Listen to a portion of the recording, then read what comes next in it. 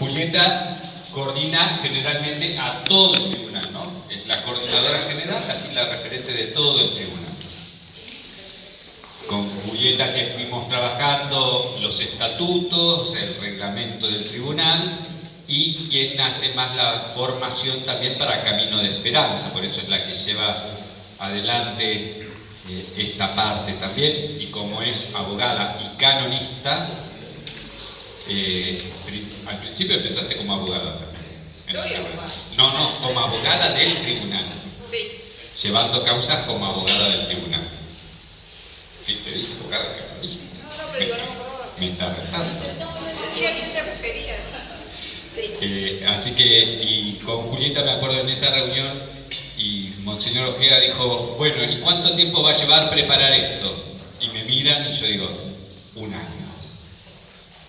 No, dicen, tiene que ser antes. Y ahí es que decidimos el 8 de mayo, eso era en febrero y en mayo teníamos que arrancar.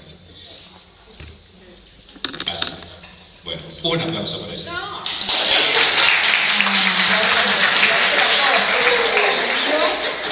Qué bueno que hayan venido.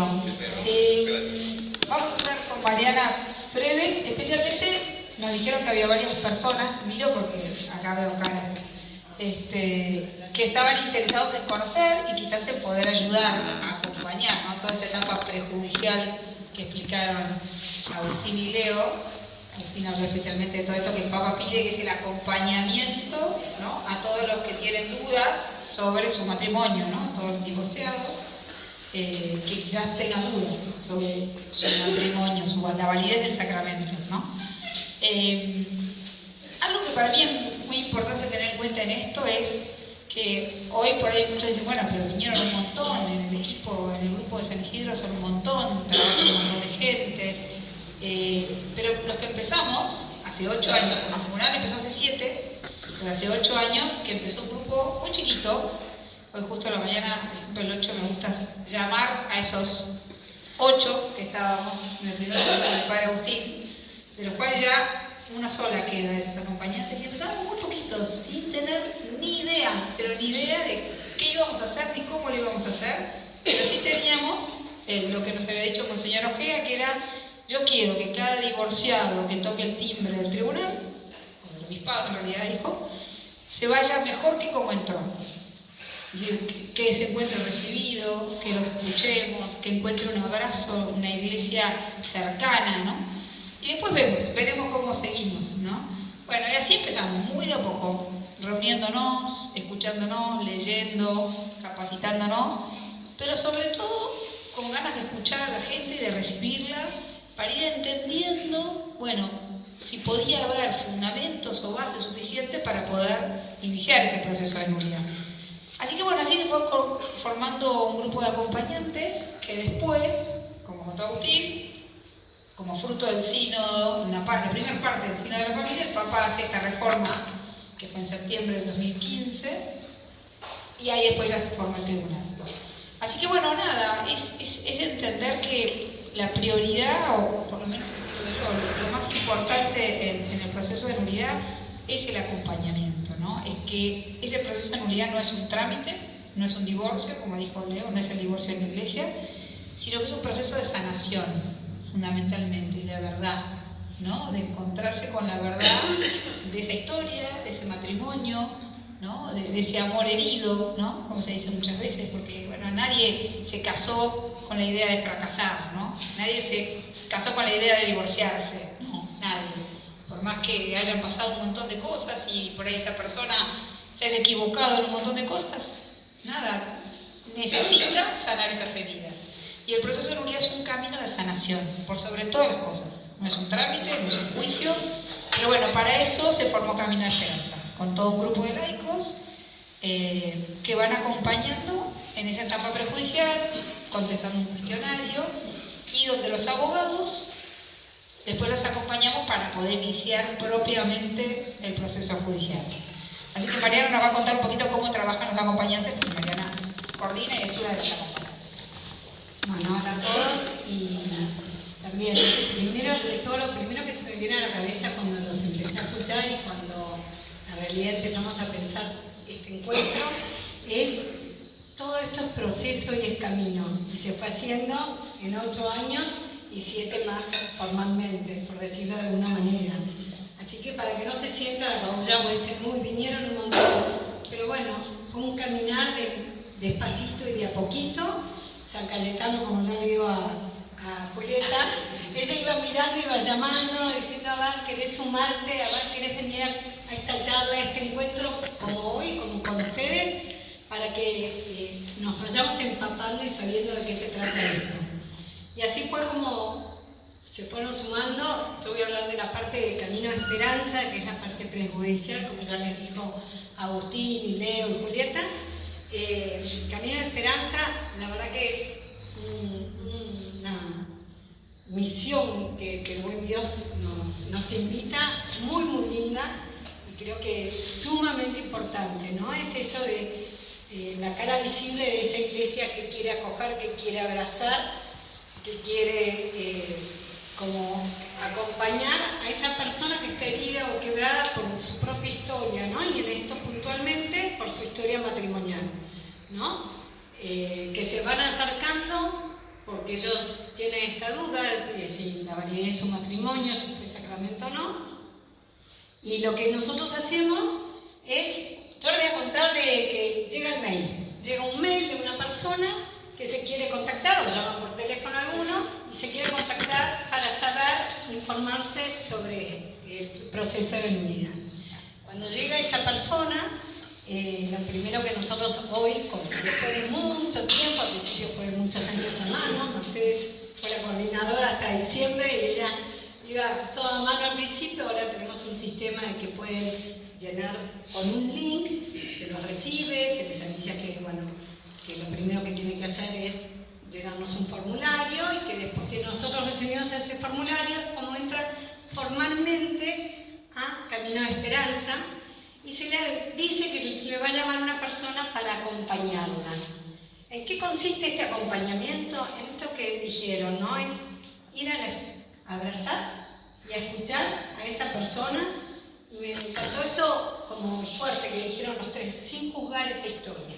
Simplemente acompañamos para que esa persona vaya haciendo un caminito, ¿no? A través de un cuestionario, que nosotros en el obispado lo dividimos en 4 partes, no sé si acá también, pero como es el cuestionario que son 60 de preguntas, lo dividimos en 4 partes. Entonces, ¿qué hacemos? Llega ese link con esa petición de esa persona, no sé, Juan, llega Juan, y entonces a Juan se le asigna un acompañante, ¿no? Una de esas personas que se ofreció voluntariamente, que por lo general somos o acompañantes espirituales, o hicimos todo el tema de pastoral de la excusa, o están trabajando hace rato en pastoral familiar, bueno, que fuimos acompañando el camino de la vida de otras personas. Se le asigna un acompañante, que le preguntamos si puede hacerlo, y a su vez un abogado que también va a ir a esa primera entrevista, donde en esa primera entrevista lo que hacemos es recibirlo en primer lugar, rezamos con ellos y le preguntamos por qué cree que su matrimonio, ellos creen que puede ser nulo, por qué está ahí con esta duda, y simplemente lo que tratamos de hacer es sobre todo escucharlo. Lo bueno de ser dos cuando estamos en esas entrevistas es que el abogado tiene mucho más conocimiento de las causales o de las, ¿no? Que no me acuerdo de la otra palabra, usan ellos, lo que tienen así con la cabeza. Pero bueno, esas causales que puede haber, entonces ella está más alerta también a repreguntarle. Y nosotros como acompañantes, bueno, vamos aprendiendo de a poco, vamos en ese camino de estar más atentos, y también donde nosotros vemos algo que el acompañante puede decir, es como repreguntarle como en espejo, ¿no? A ver, y acá contanos por qué dijiste esto. Entonces, tratar. Lo que es como una primera entrevista cortita, donde aparte se le explica que Camino de Esperanza es la parte prejudicial, que lo que se va a buscar es que ella pueda ir haciendo un pequeño proceso y un camino de sanación, en primer lugar, de su propia historia, de su propia historia matrimonial, y un pequeño discernimiento, que vaya ella a discernimiento. ¿Qué fue lo que pasó en esa época? No con el diario del lunes. Y eso es lo que vamos a tratar de ir haciendo a lo largo del acompañamiento. Una vez que termine esa entrevista, el otro día, si ellos quieren, le mandamos la primera parte del cuestionario y la idea es darles un tiempo para que lo vayan escribiendo de a poquito, despacio, que nada los apure, que vayan pudiendo hacer ese proceso en la medida que ellos puedan, que cada uno lo puede ir haciendo, y decirles que nosotros estamos muy abiertos a escucharlos cuando ya necesitan, si de repente dicen, me trabé en esto, o me está costando un montón, porque cuesta muchísimo, ¿no? A veces volver sobre ciertas historias, porque se empieza desde que ellos son chicos, desde su familia, ¿no? Toda su familia, su adolescencia, el vínculo con sus padres, sus hermanos, amigos, noviazgo, la otra, su ex o su ex marido, su ex mujer, ¿no? Vamos haciendo todo un proceso y ese proceso es difícil y es arduo. Entonces ir acompañando esa historia de vida con mucha escucha.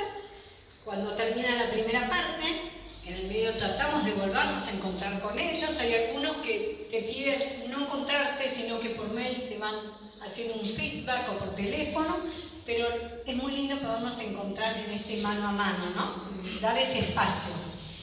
Cuando recibimos ese cuestionario, esa primera parte, por ejemplo, lo que hacemos es, las acompañantes, como que leemos muy detenidamente, y todo esto mucho acompañado de la oración. Creo que es algo que, por lo menos, yo les digo muchísimo, hay un equipo atrás que acompaña con la oración, que esto es muy importante. Entonces, bueno, podemos recibir esa historia, ir viendo cada pregunta, y si hay algo que nos llama la atención, que nos haga ruido, que de repente, como decía Leo, a veces está muy en el otro, volver a ellos, es como muy artesanal, no me salía la palabra, ¿no? Muy de a poquito. Y esto se va aprendiendo, no se asusten, uno va aprendiendo, el espíritu va soplando, hay equipo que acompaña cuando tenemos dudas, y eso es también algo muy lindo, ¿no? Que hay un equipo que se quiere ir formando, que nos vamos acompañando. Entonces, bueno, y así se va haciendo el caminito con el primero, con la segunda parte, con la tercera, con la cuarta, Cuando termina la cuarta, en la cuarta le enviamos los documentos que ellos van a tener que necesitar presentar para pasar a la parte específicamente judicial, ¿sí? Y a partir de ahí, bueno, una vez que presentamos el cuestionario, presentan todos los documentos, los abogados empiezan a trabajar para poder firmar la petición.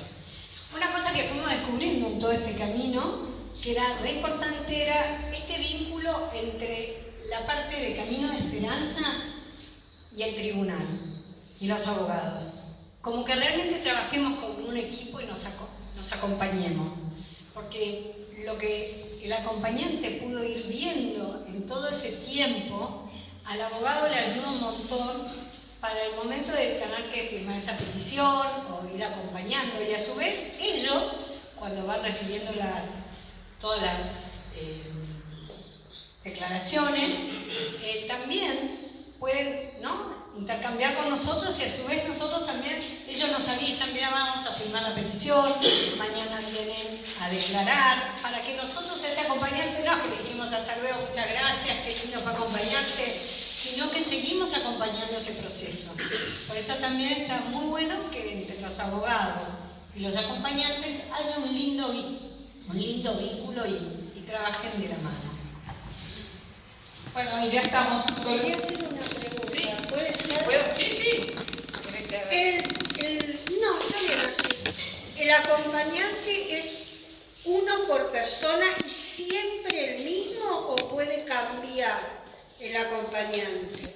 Nosotros tratamos de que sea siempre el mismo, a no ser que, cuando viste que hay veces que uno ve el feeling o la empatía que uno puede tener con el otro, a veces se da fácil, a veces hay que irla construyendo y a veces no se da por diferentes razones y no está ni bien ni mal, es lo que se da. Sí. Nosotros lo que tratamos es que el acompañante permanezca, sea el mismo, a no ser que veamos que realmente el acompañante diga, mira, no estoy pudiendo acompañar de la manera que la otra persona necesita, porque lo más importante acá es que esa persona se sienta acogida, escuchada, sostenida, acompañada. Entonces, solamente se cambiaría en esa Y situación. por lo que dijo, que contaban los sacerdotes, una vez que termina y ya está el dictamen, ¿el mismo acompañante también acompaña o pueden ser otros? Una vez que ya tuvo una sentencia. Sí. Es un poco lo que decía Mariana, eso depende del vínculo que se haya formado, pero puede seguir acompañándolo, es un vínculo que se formó. Bueno, antes de los testimonios, lo único que los invito a los que sientan ese llamado por ahí en el corazón, ¿no? Los que están en la pastoral familiar o en sus parroquias, bueno, acercarse al tribunal, hablar con Leo, con Jorgelina, o con los sacerdotes, con sus párrocos, ¿no? Para tratar de, entre todos, ir haciendo esto que decíamos, trabajamos el tribunal y la pastoral familiar, las parroquias, todos juntos. No es un tribunal que está allá lejos, el obispado, en Merlo, y nosotros no tenemos nada que ver, ¿no? Sino, bueno, poder llegar a todas las personas que necesitan este servicio, ¿no? Después creo que va a haber tiempo para las preguntas. Bien, sí, vamos a hacer un tiempito. Ahora lo que vamos a repartir, como les decía, Diócesis de Merlo Moreno, tenemos varias pobrezas. Una de ellas es que nos faltan acompañantes, recién ahora estamos empezando, y lo que siempre habíamos propuesto es que los párrocos sean los acompañantes. No voy a hablar mal de nadie. No. ¿Por qué? Porque quedó la idea de que, y podría llegar a ser nulidad matrimonial, andá al obispado. Andá y pedí por el padre Leo, pedí por Jorgelina, y nos quedaba un poco eso.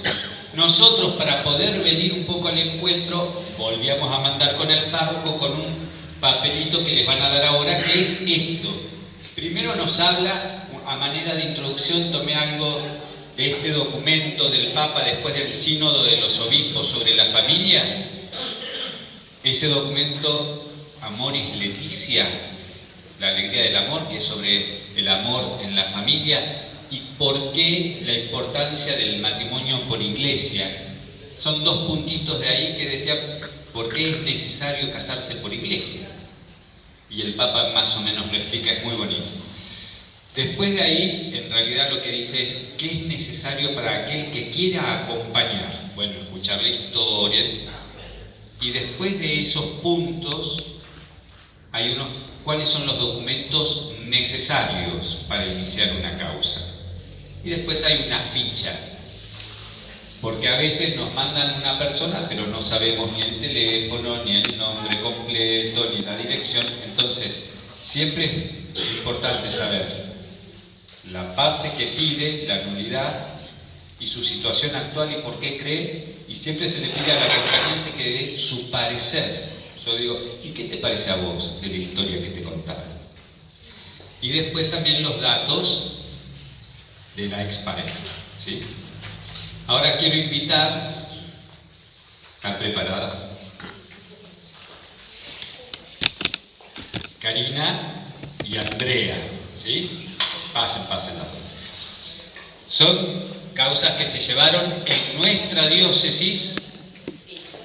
Sí, podés con sillita. ¿Querés una silla vos también? Sí, ahí te traigo. Ellas van a contar, a ver, yo lo que les pido también, porque después va a haber espacio para preguntas. No se trata acá de preguntar específicamente por dónde fue la causa personal, ¿sí? Ni los motivos.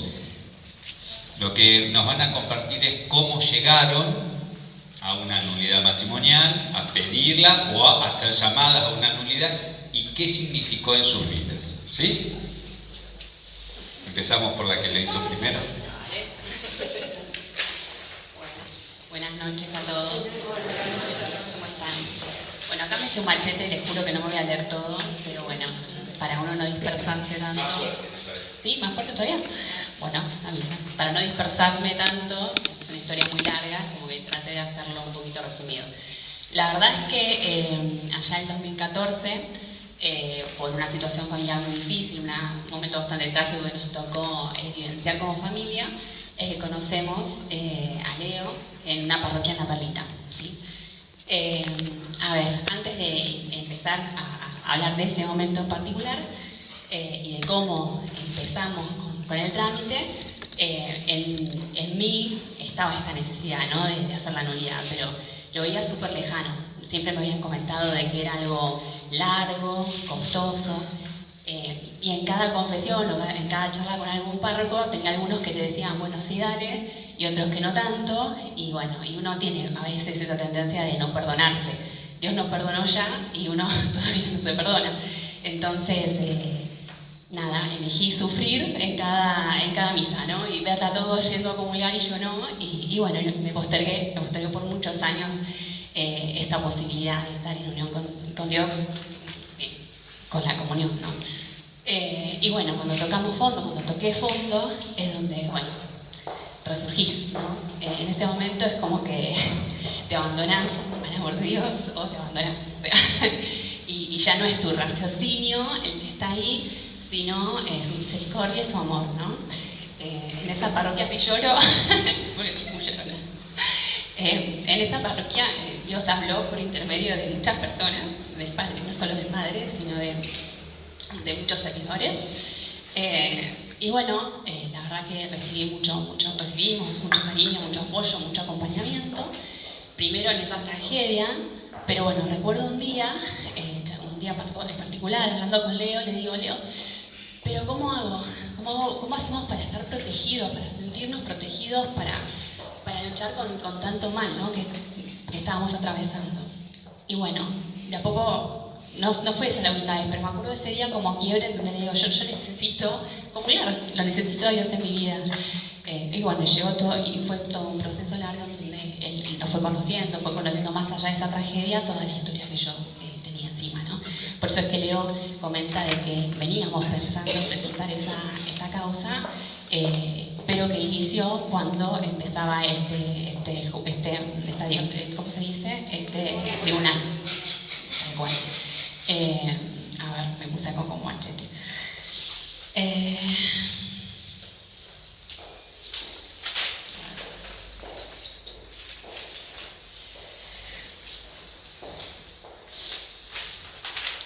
No me quiero olvidar de cosas así como me parecieron importantes para decir.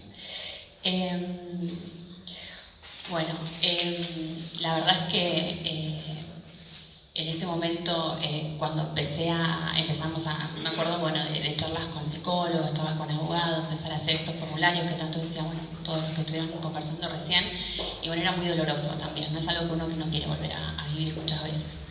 Es encontrarse con cosas que uno a veces quiere olvidarse. Esa reflexión fue muy importante y como también dijo, bueno, todos, ¿no? Agustín trataba de seguir el hilo de lo que decía el padre Agustín, era sanador, ¿no? A pesar de que dolía mucho, con ese cuestionario y con todo el acompañamiento y ese discernimiento iba sanando una parte de la historia. Y la verdad que bueno, fue difícil. La verdad no me acuerdo cuánto tiempo duró, creo que fue 1 año y medio, 2. No fuimos buscando específicamente eso en cuanto a cerrar formalmente algo, sino buscaba encontrarme con Dios y más plenamente, ¿no? Yo estaba casada ya en este año hacemos 15 años, ¿no? Con mi marido, con Franco.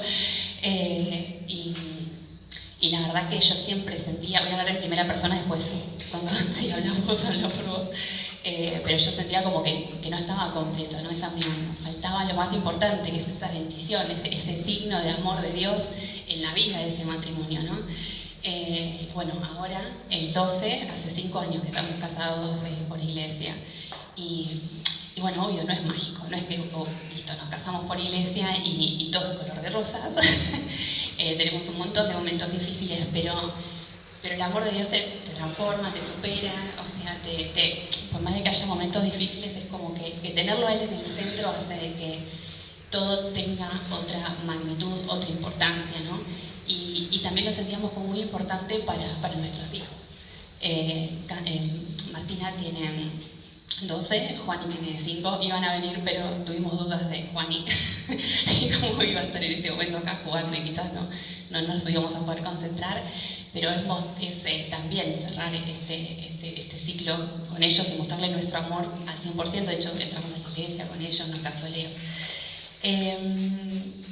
Y nada, para nosotros, como decía, significó para mí misma esa sanación, pero también esa protección y esa unión como familia. Así que bueno, no sé si...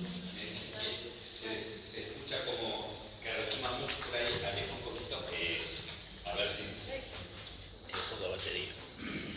Bueno, no sé si alguno tiene alguna pregunta, quedó claro, más o menos. Yo te quiero preguntar una cosa. En ese periodo de 2 años, de esos 2 años, ¿en algún momento dijiste, tiro la toalla? No, la verdad, la tragedia por la que atravesamos y continuamos atravesando como familia y yo puntualmente como mamá, me hizo replantear un montón de cosas en la vida, ¿no? Y siento que para mí la fe en un momento, o sea, siempre, nunca tuve dudas de mi fe con Dios, pero era como más, no sé si doctrinal, era bueno, deber ser, y la buena alumna, y tiene que ser todo así, y para mí representaba una culpa tremenda, y era una autoflagelación haberme, ¿no?, separado de esta persona. Pero después, cuando empecé a vivir la fe sintiendo el amor de Dios, es como que ya nada tenía más, no importa cuánto iba a tardar. O sea, yo iba, o sea, si no salía, pero yo estaba entregada a Él en ese proceso y la verdad que lo vivía, o sea, es distinto, no sé cómo explicarlo. Creo que cuando uno toca a fondo y deja de ser tan racional y de querer poner todo en cajitas, es donde se deja amar tanto. Que ya no sé cuánto tiempo pasó, por eso si vos me decís, duró 1 o 2 años, empecé a hacer las cuentas antes de venir acá por si preguntaban y digo, creo que fueron 2 años, pero a pesar de, o sea, en ese tiempo lo que más me llevo es el amor de toda la gente que conocí, o sea, ante esa tragedia, gente que nos amó mucho, que nos dio tantas cosas que lo volvería a hacer.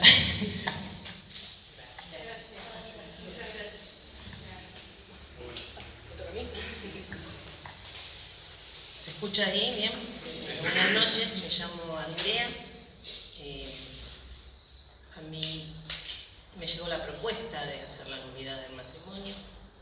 Yo tenía la idea de que era un proceso muy largo, muy difícil, muy costoso, que tenía que llegar al Papa y ser avalado por el Papa y que después volvía también de forma muy lenta. Era algo muy, muy complicado. Tuve un primer matrimonio bastante difícil, muy jóvenes los dos, no vamos a entrar en detalles. De ese matrimonio tenemos hoy mi marido y yo, mi marido actual, a Daniela como nuestra primera hija. Con mi ex esposo yo compartimos la paternidad, aunque Daniela se dice hija de Jorge. La propuesta de la nulidad del matrimonio llegó a través de Daniela. Daniela nos iba a hacer abuelos. Ya. Y lo primero que dije, habiendo tenido la experiencia del divorcio, fue: yo no quiero problemas, no quiero discusiones, no sé si quiero atravesar ese momento, no quiero que me llame. No, pero le pueden dar el número. Bueno, dale mi número de teléfono y que me llame y yo contesto. Y me llamó un día Jorgelina. Y me llamó otro día Jorgelina. Y después acordamos y nos agarró la pandemia y tuvimos que ver cómo hacíamos en forma virtual. Y cada vez que llamaba a Jorgelina me sentía contenida ante situaciones, después lo mismo con los encuentros con el padre Leo, ante situaciones muy sensibles de ese matrimonio. Y muy sensible porque uno tiene que volver a verse en esa persona que era hacía 20 años. Me sentí rodeada de amor y me trataron con muchísima sensibilidad. Y entonces no fue tan difícil el proceso, salvo por la pandemia que nos atrasó todo, ¿no? Pero bueno, Dios sabe por qué hace las cosas, porque al final llegaron los encuentros y en esos encuentros me pude ver lo que tenía, pude ver lo que había hecho, me tuve que mirar para adentro y pasó algo grandioso, que es que pude pedir perdón y pude perdonar. Y entonces, en el mismo año en que bautizamos a mi nieto después de la pandemia y tomaba la comunión, nuestra hija más chica y cumplía 15, la anteúltima, y nuestro hijo empezaba a querer volar, el más grande, Nahuel. En toda esa realidad que podía ver desde otro lado, llega la nulidad del matrimonio y en 2 meses nos casamos. Leo nos casó. Y fue una ceremonia hermosa, nada que ver con la primera, íntima, con nuestros padres, con nuestros hermanos, mis hermanas que fueron testigos del proceso. Y después fuimos a la fiesta de la capilla de Lourdes y entonces participamos en la fiesta y me propusieron ser catequista y todo se empezó a abrir de otro modo, ¿sí?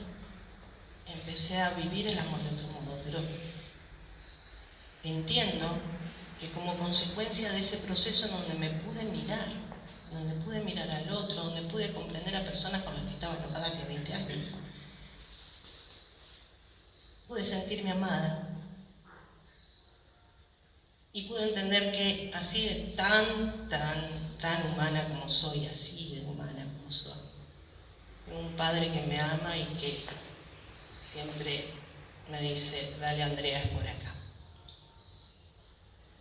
Y pude recibir el sacramento del matrimonio con mi marido, que hacía muchos años que estábamos casados legalmente, pero faltaba esa bendición. Y yo sabía o me sentía en falta, porque era yo que no se lo podía dar, porque él era soltero. Y en cada aniversario charlábamos de toda la construcción, todas las proyecciones, qué sé yo, y faltaba eso. Y eso faltaba por mi parte. Y no fue así de difícil como creía, y repito, me sentí muy contenida, y Dios puso en mi camino gente muy dulce, muy tierna, que me hizo sentir el amor de Dios, que no me hizo sentir que estaba todo mal, sino que podía mirar lo que había hecho, ¿sí? Y entonces dejé de ser Andrea enfrentando la vida con fuerza y coraje, y pasé a escuchar de otro modo, a sentir de otro modo, y ser Andrea en la vida ante las circunstancias que surgen, ¿sí? Tenemos 4 hijos que parecen 72 y medios, tenemos padres grandes que tienen sus achaques de salud, que hay que contenerlos, que hay que ayudarlos, que hay que asistirlos, tenemos hermanos, tenemos amigos, sufrimos la misma inflación que todos, pero ya Andrea no está frente a la vida, sino que está en la vida, ¿sí? Sintiéndose con fortaleza, viviendo en el amor y con fe. Sé que aprendí que por ahí mi marido supera ampliamente, a veces calladito, hay de poco hablar pero de mucho hacer. Y bueno, empecé a vivir una vida más en gracia, entiendo yo, porque supe escuchar, porque aprendí que me ama y que siempre no se cansa de llamarme y decirme, como les decía, Andrea, es por acá. Y ahora soy catequista y empecé el año pasado con los chicos, ahora también estoy con los padres, y al principio pensé, bueno, voy a ser catequista, voy a poder transmitir la palabra del Señor, y no, en cada encuentro vuelve a decirme, Andrea, es por acá, con una pregunta de un chico, con un comentario de una mamá, y si bien antes tenía fe, siempre fui a escuelas católicas, mis tiempos de proceso de pensarme en el amor, pelearme con Dios o pelear con una persona, eran largos. Ahora, como vivo en el amor y me sé amada, esos procesos de tanta humanidad en donde uno explota por ahí o hace algo o no hace algo, ese tiempo de introspección ahora es más rápido que antes del proceso de nulidad del matrimonio. Ese proceso fue, como decía sanador. Repito, No es magia, como decía la compañera, no es magia. Pero me transmitieron el amor de saber que era amada y que podía vivir como Dios quería para mí.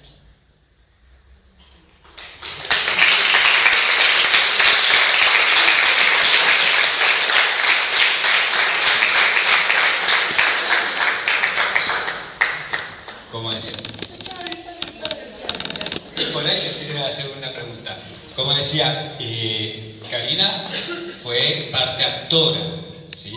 Ella pidió la nulidad, que se examinara la nulidad de su matrimonio, y Andrea fue parte convenida, o sea, fue llamada. Quien la pidió había sido su expareja, que planteó unas cosas y lo acompañamos también a él, así que ella es como que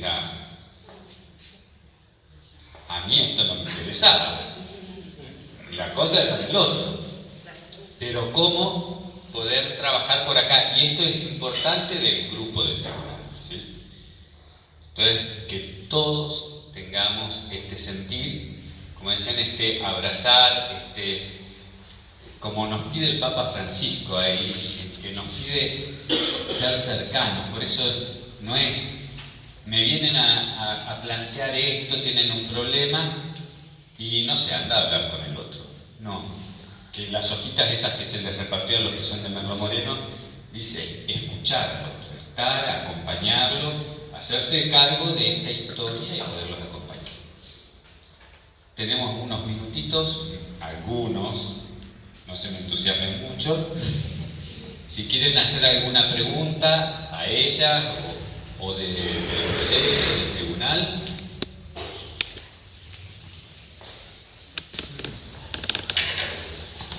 ¿Digamos autógrafos a los... Sí. No, yo quería saber más o menos cuáles serían, no las razones más frecuentes, sino la falta de actitud en el sacramento que contempla la Iglesia para dar un matrimonio común. No las más frecuentes. Bueno, los impedimentos que son muchas. Claro, ahí se calculan, son 35 las causales que se pueden ver sobre la realidad. Perdón, esas 35 causales Sí. de la nulidad del matrimonio, ¿se le explican a los futuros esposos que se quieren casar y consagrarse? Las charlas de Buena pregunta. Depende quién. Depende quién. A ver. No, es verdad. A veces nos falta el acompañamiento. A ver, yo digo, tenemos que, así como somos tan minuciosos para estudiar la validez y dar una sentencia, deberíamos ser tan minuciosos para acompañar a que se casen, ¿sí? De hecho, la Iglesia pide, después de estar en cada uno, que sea el párroco quien personalmente, de hecho tenemos que firmar nosotros, que los párrocos tenemos que firmar y tenemos que entrevistar, y ahí nos dice quién le da la preparación previa, la preparación inmediata al matrimonio. Las parroquias que preparen, a ver, no es cuestión de agarrar al primer matrimonio que tenemos por ahí, tienen 30 años de casado, anda a dar la catequesis prematrimonial. A ver, y la charla, hay todo un cuestionario que hay que hacer, que uno no es que tiene que hacer las preguntas tal cual están ahí, hay que charlarlas, porque por ejemplo, entre las causales de nulidad está lo que son las exclusiones de los fines y propiedades esenciales del matrimonio. Y entre esas exclusiones está, por ejemplo, la exclusión de la fidelidad que decimos. Yo me caso, pero creo que tengo derecho, sobre todo ahora, porque nos ha pasado en una causa nuestra, el hombre era swinger. Tengo derecho, pero no, yo la amo a ella.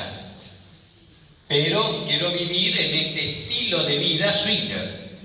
Es una exclusión de la fidelidad. Y ahí fue muy interesante porque el párroco dice, cuando vi cómo iba y le explicó, dice, le expliqué personalmente y creo que no entendió nada, o no tiene interés de vivir lo que la Iglesia propone como matrimonio. Lo puso el párroco en el expediente. Hay un lugar que es de observaciones y está eso, ¿sí? Porque, a ver, el matrimonio es un derecho de los fieles. Uno, pero queda en la observación. Yo puedo diferirlo, puedo explicarte, pero así todo, si vos lo pedís, es tu derecho a casarte.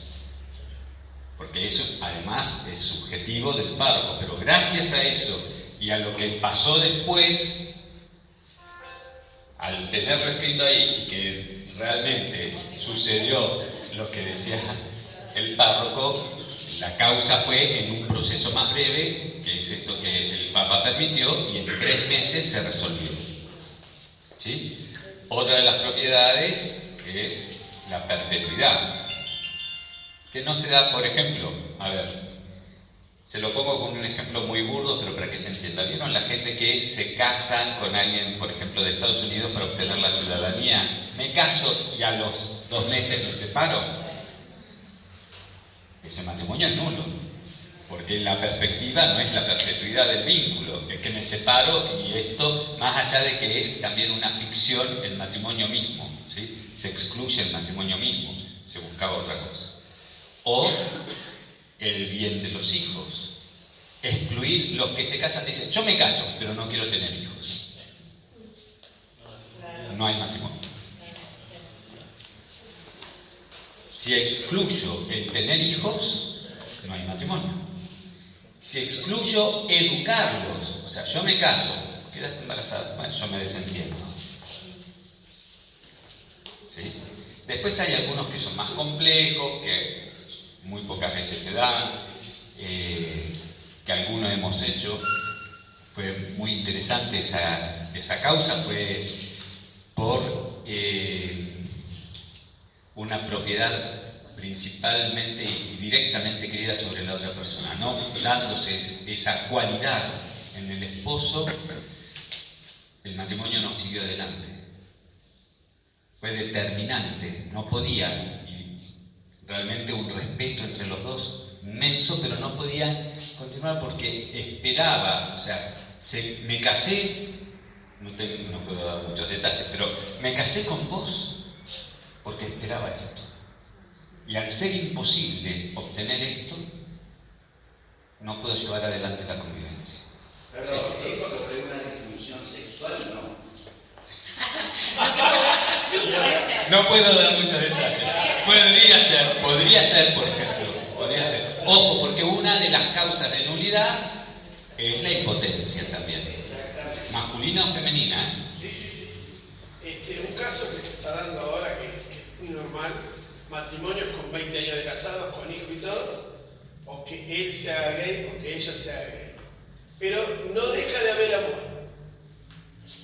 Bueno, yo recuerdo un profesor que tenía de Derecho Procesal Matrimonial, que Dios lo tenga en su gloria, un gran profesor, Bonet. Bonet hablaba de que había como grados. ¿Sí? Si la orientación sexual es de tal grado que imposibilita la relación entre los esposos,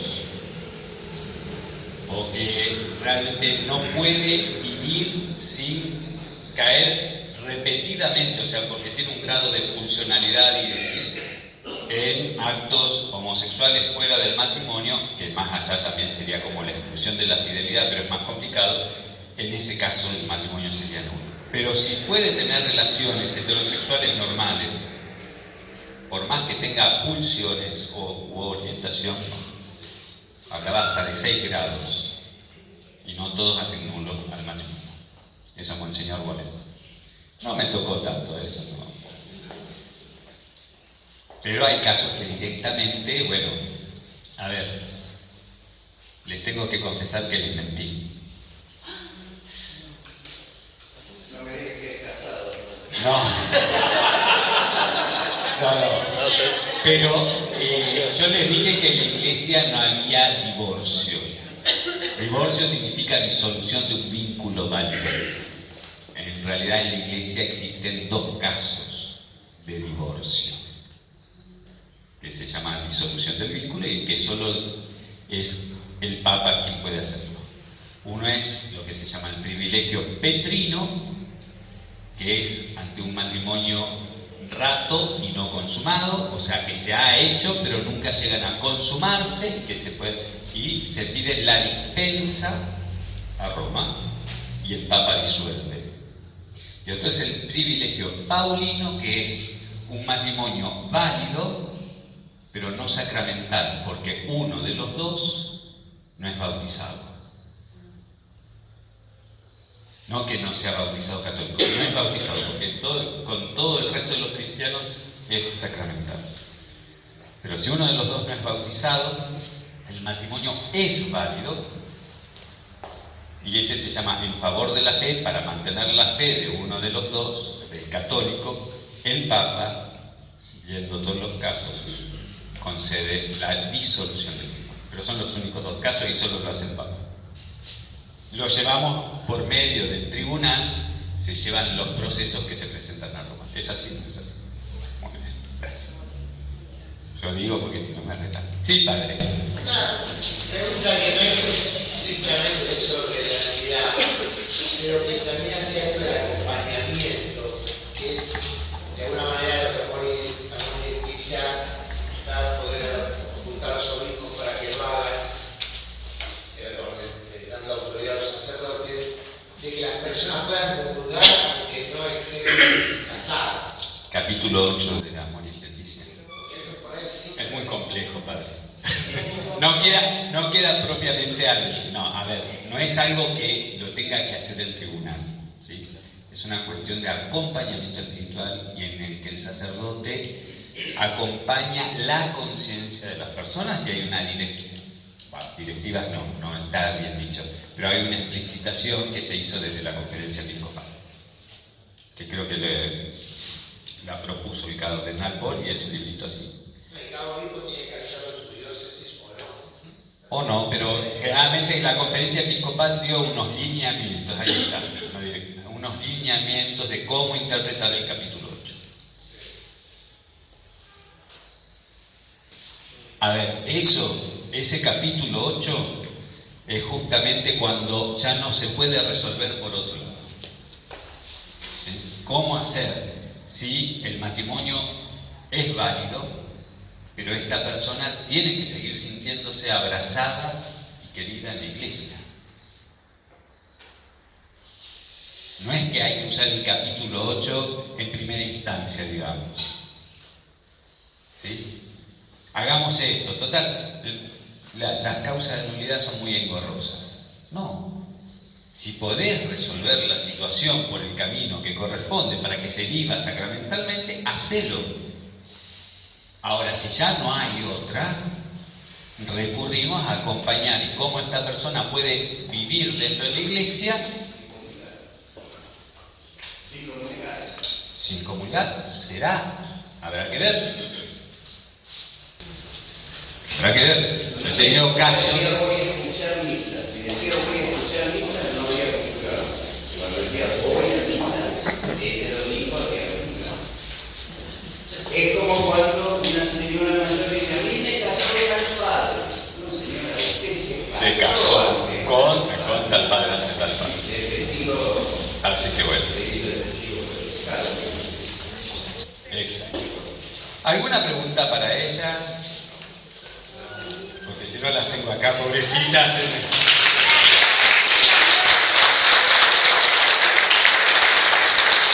Muy bien.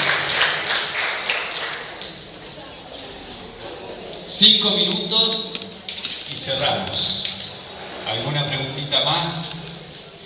Más que nada, sí, invitarlos a los que son por acá de la diócesis también, la importancia que está este camino de esperanza, que es lo más flojo que nosotros tenemos en Merlo Moreno. Eso realmente es una invitación importante y, como decía Andrea, es recibir con un abrazo, ¿sí? Saber escuchar. Entonces, diáconos permanentes, las esposas de los diáconos que se puedan ofrecer, o alguno que sienta, acá tenemos al secretario de la catedral, con la esposa, que ellos hicieron un curso, ¿ven? Ellos hicieron un cursito que se dio en la diócesis de San Isidro sobre esto para empezar a acompañar, y les hemos pedido que empiecen a acompañar algunos casos, ¿sí? A ver, diócesis de Merlo Moreno manejamos actualmente alrededor de unas 4 causas al año, solo acá. Diócesis de San Miguel es la que me cubrió de 12 causas anuales. San Isidro maneja alrededor de unas 40 anuales. ¿Hay algún sondeo de qué tipo de etario llega al pedido de comunidad? No, yo no lo hice. Yo puedo decir que la mayoría de las que voy tratando, son de matrimonios que han tenido ya, que se han realizado más de 20 años atrás. La mayoría. Gente que quiere regularizar su Sí. Ya con nueva pareja. Ya con nueva pareja. Muy poquitos es con algo más reciente. A veces los más recientes porque es algo muy traumático, muy pocos años, por ejemplo. A ver, una cosa que es importante, y con esto termino, porque había este preconcepto. Si estuve casado muchos años y ya hubo hijos, no puedo pedir la nulidad. No es así. Pueden haber tenido hijos, pueden haber estado varios años, y por eso hay que investigar muy bien. Obviamente que hay algunas cosas que nos pueden dar más orientación sobre que puede haber sido nulo ese matrimonio. Si, por ejemplo, duran un año, estamos llevando adelante una que duraron 3 meses. Se casaron y a los 3 meses, bueno, vos decís, algo hubo. Digo, no terminó ni la luna de miel. ¿Sí? Y para eso los peritos, los psicólogos nos ayudan muchísimo, porque de repente le digo, examiname esto, porque... Y obviamente, a ver, si ya dura muchos años, si hay varios hijos, si todo iba bien, les pongo un ejemplo de una causa que yo rechacé. O sea, había empezado a hacer la historia, 20 años de matrimonio, y en toda la historia en un momento me pone frase cortita y matadora en la mitad. Fui feliz. ¿Fuiste feliz? ¿Qué pasó? 20 años. Y no, que en un momento de lejanía, y bueno, en esos egoísmos y mezquindades que todos los seres humanos tenemos, se equivocó. Bueno, uno puede tener un momento de felicidad cuando nació un hijo. ¿Fui feliz? No, pero cuando, a ver, no fue fui feliz en este momento. Eso es lo que se explicó. Él puso fui feliz. Te pones, viví 20 años, ¿sabes? Y fui feliz. Entonces, ojo, leída la historia, a mí me llevó 2 horas de charla personal con esta persona. Yo, como juez, intento no tener mucho el acompañamiento previo, porque si no, pierdo objetividad. Pero ante esa historia, leo la hoja y digo, para acá hay algo que no me cierra. Llamé a la persona y estuve 2 horas preguntando, yendo, viniendo, qué pasó, qué no pasó. Y la misma persona entendió que en realidad... ¿Puede ocurrir, padre, que ante una nulidad no puede usted desde el tribunal autorizar un nuevo matrimonio? Sí. A ver, hay causales que hacen que tengamos que poner, lo que pasa es que no podemos dar una prohibición a perpetuidad. No podemos dar una prohibición a perpetuidad. ¿Sí? No puedo condenar a alguien eternamente. Pero ante ciertas causales se pone lo que se llama un veto. Te prohíbo casarte hasta que no se supere tal situación. Por ejemplo, a la persona que tenía este pensamiento del swingerismo y todo lo demás, le pusimos un veto.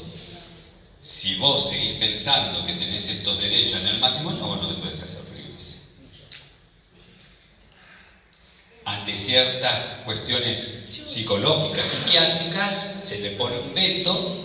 De hecho, y en lo personal, esto es muy personal, Jorgelina no lo sabe.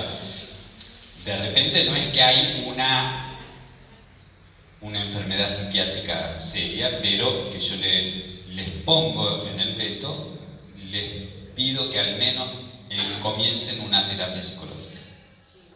Y hasta no tener un informe de ese psicólogo de parte, que me diga que superó los problemas que causaron la nulidad, no se le puede autorizar un nuevo matrimonio.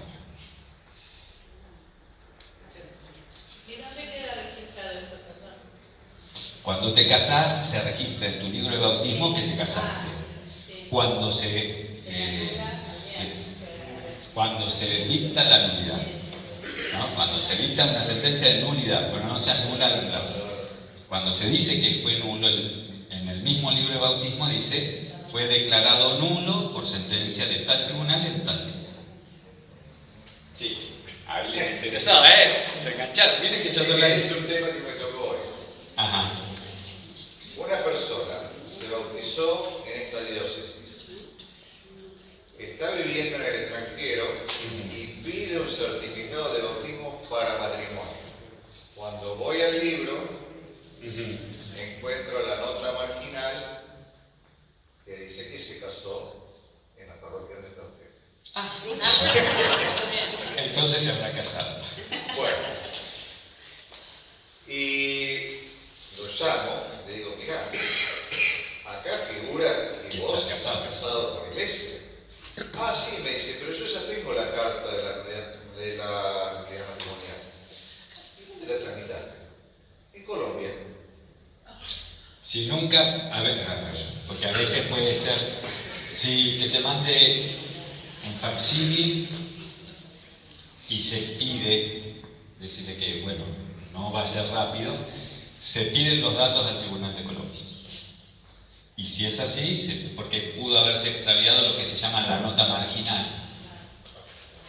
sucede, o alguien se olvidó de anotarlo. ¿Qué sucede también? En alguna diócesis sucede acá, ¿no? Pero para poder expedir ese certificado, Claro. se debe aceptar, se debe regularizar en el libro. Se debe regularizar en el libro, pero si tenés la prueba, Sí. Se puede. es raro, pero si vive en Colombia y lo tramitó en Colombia, habría que ver, se puede hacer, eso no hay problema. No hay problema, eso después de última, desde el tribunal nosotros llamamos a Colombia y pedimos con los datos de la causa que nos manden la nota marginal.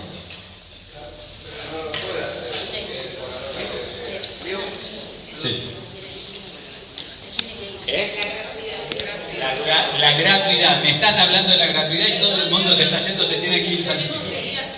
Acuérdense, lo que nos pidió el Papa es que sea gratuito, de hecho, en Merlo Moreno se pide colaboración. Lo único que pedimos es que los peritos trabajan de su oficio.